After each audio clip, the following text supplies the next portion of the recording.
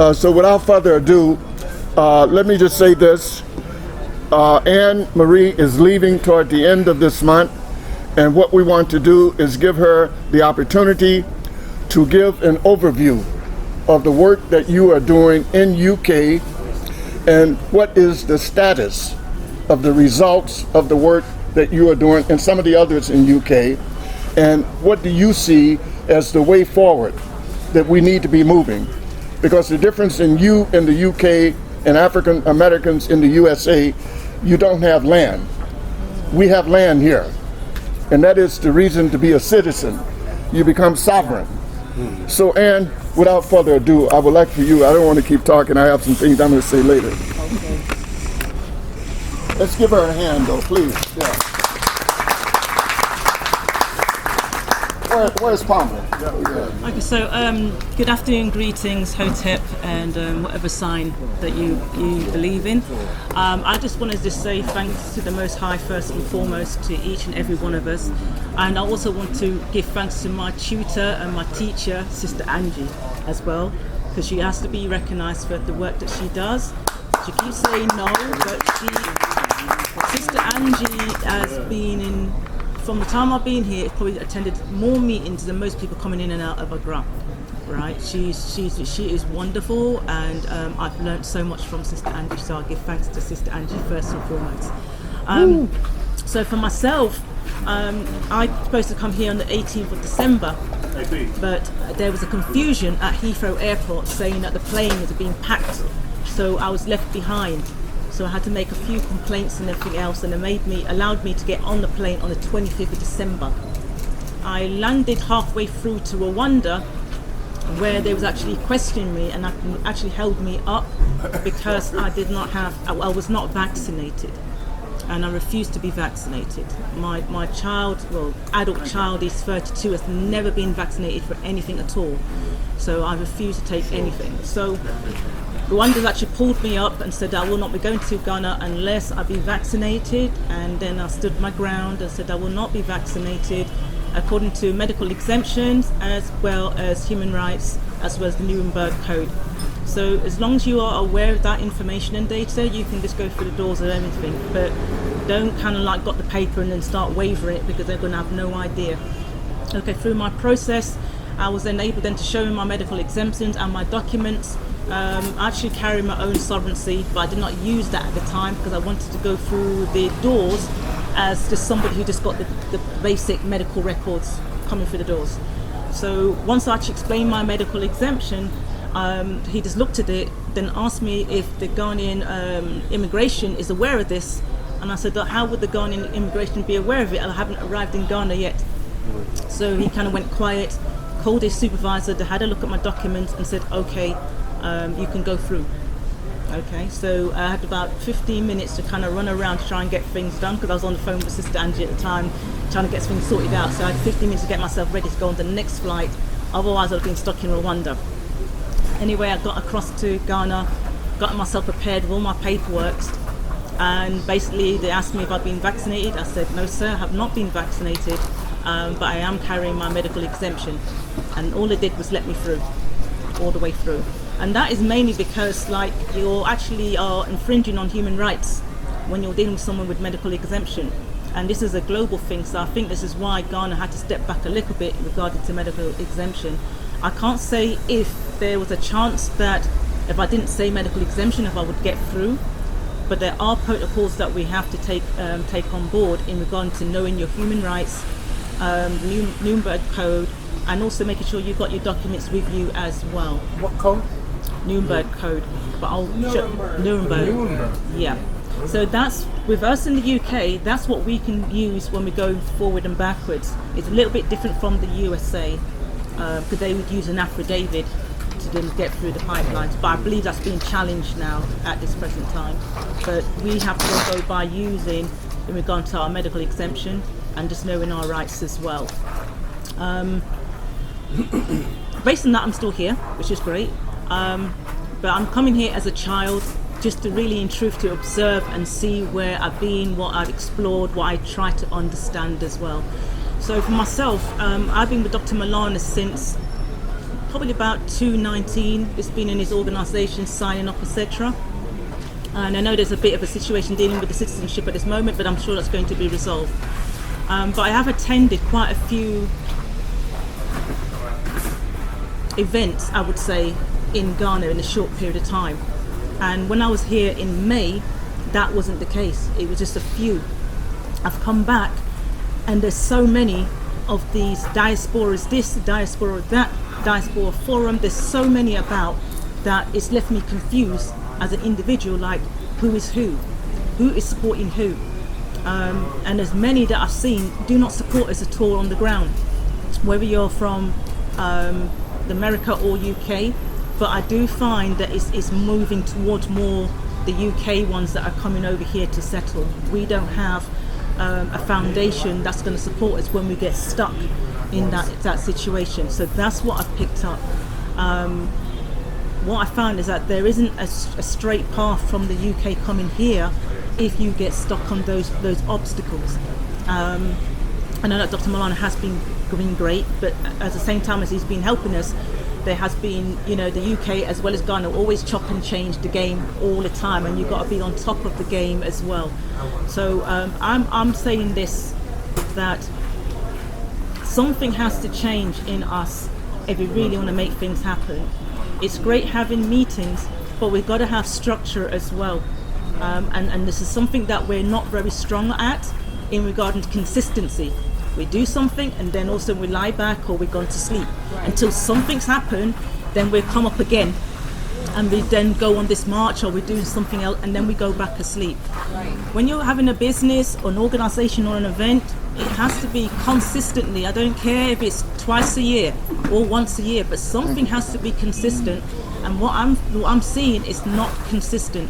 I'm not blaming anybody else. I'm just saying there's something in us that we just need to look at. Why are things are not consistent? And why are we as individuals, including myself, saying, how come this ain't happening? How come that hasn't happened? But we do need new blood, and we do need warriors. And I know there's a lot of us here that are warriors.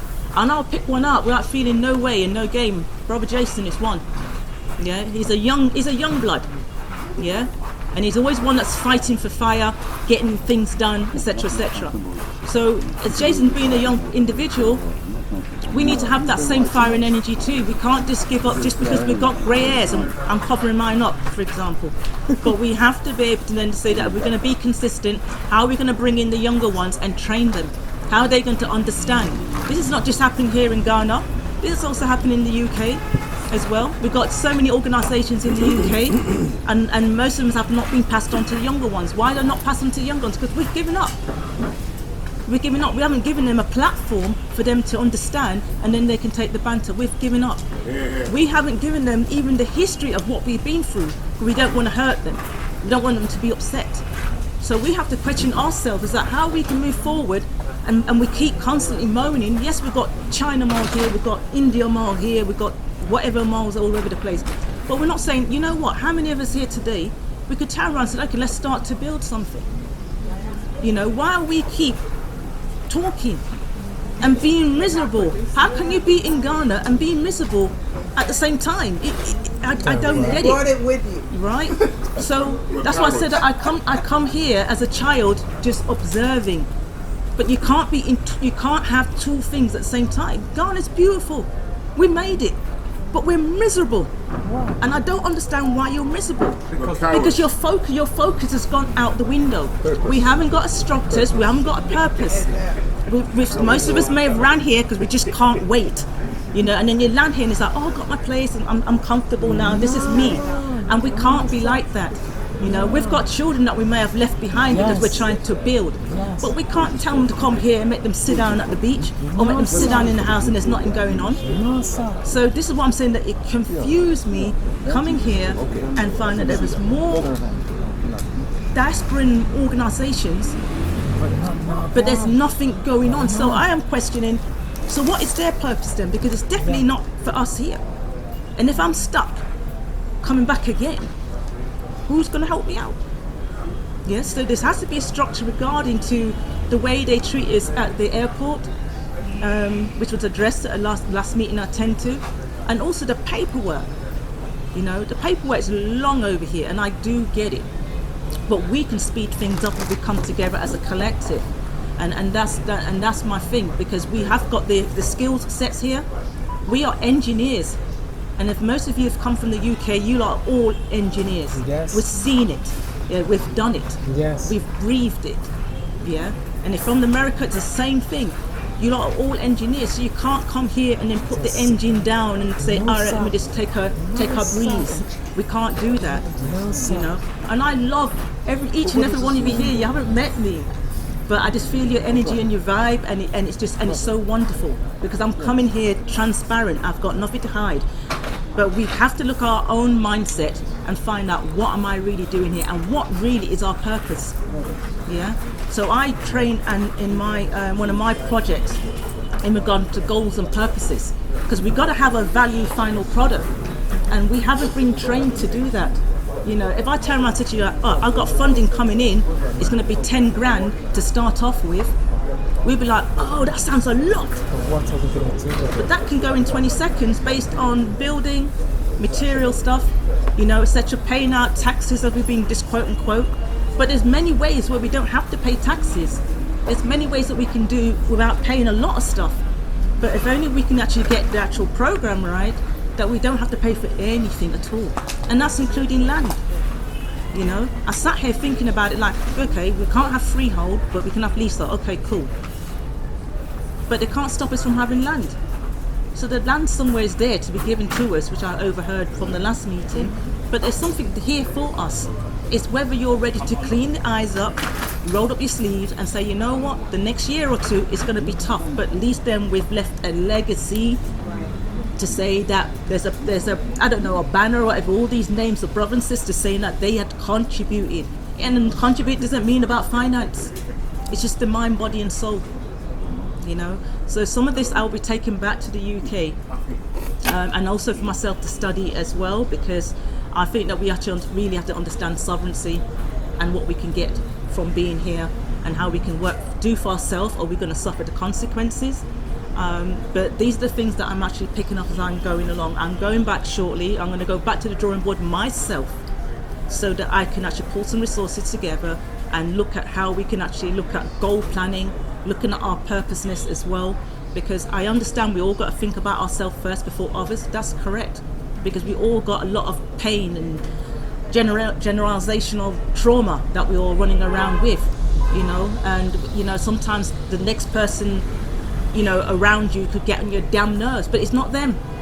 Yeah, there's nothing wrong with us, but something has definitely happened to us, and we have to take ownership of that as well. So I really, really thank you for your time, but I you know, I do appreciate Dr. Milano and his support with myself and for a few others that we actually have met with him as well. But I think that somewhere here, this feels like a foundation group that isn't going to be contaminated by politics, spies, agents, etc. We just got to find a way where we'll be able to just lower our barrier down a little bit as a gradual thing and trust one another, because this is it. This is what we've got, you know. And I love the part that we can interact. I appreciate that, but we've got to lower something down and take that risk to be able to work with one another, because otherwise I'm gonna come back here again, and there's going to be more of these different groups, splinter groups all over the place, taking ideas from one group to another, building up and everything else, and we're not protecting it. Yeah.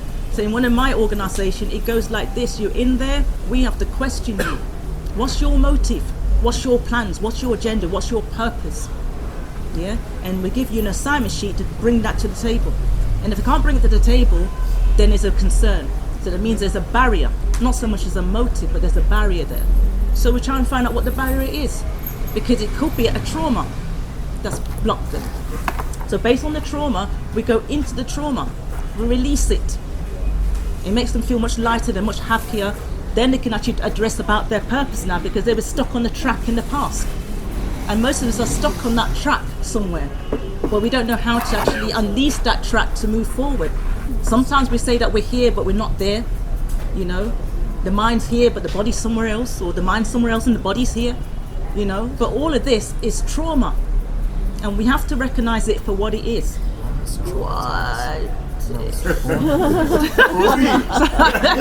like, whoa! You stopped me on my tracks. Okay, back from the commercial break. Sorry about that. But yeah, it's just to say that please just look of what we're trying to do and build. I'm going to still be here interacting. I'll still be under the wing of Dr. Milana, but I just want us just to be able to really reflect on what our purpose really is. The first step we did is actually coming here to the UK. Yes. Tissue. Yeah, we come from the UK. I do apologise. So we come from the UK or from America, from wherever it is, but we are in the motherland. That's the first step. So what is the next step? So the next step is looking at what is our true purpose, you know, and how we can actually move forward. And we've got, like I said, young'uns, and I don't know if you're young, but I'm going to go for Jason because I only know Jason at this moment. But he's got fire, you know, and I look around and we've got our senior crew here, yeah, and we have to give that guidance and that information so he can grow and build, that he, you know, be the next chief or leader. But we need that. We need to be able to rotate and change everything as we go along. But there has to be a structure and there has to be consistency, yeah. But anything in regards to that additional support and training, please let me know, because that's what I do back in the UK. So I do thank you for your time and thank you for being here. I am looking, like I said, going back on the 28th. So on the 25th, which is the Friday the 25th, I'm actually doing a farewell dinner. You're all invited. I know it's a bit far out, but it's the best place to be, and I'm grateful. And the place is called Breckalicious. I'm sure some of you have heard of that place. Yes. Yeah, it's in Spintex, right? So I'm going to be there from about 2 o'clock onwards. You know, going to be food, going to be music there.